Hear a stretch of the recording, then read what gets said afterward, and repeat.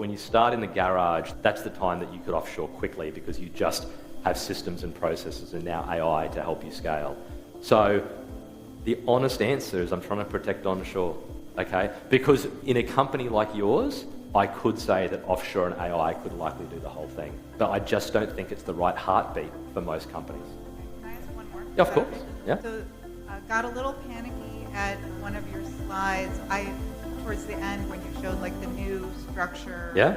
Liked it a lot. Agreed with the way that you restructured the seats, but you added like 6 direct reports to me, and that got me really sweaty. So how am I managing all those people? Am I now layering?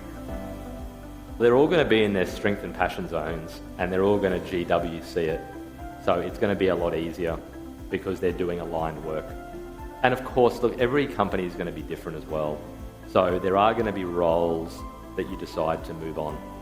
Maybe you don't get rid of anyone onshore, but it will be a question of if and when they retire, if and when they become toxic and they're a problem and you need to make them leave, or they leave, or there's maternity leave and they don't want to come back, then even for a culture like yourself, which is highly culture driven, there'll be those roles where you're like, I probably don't need to replace that at all, or I don't need to replace that onshore. I can look offshore.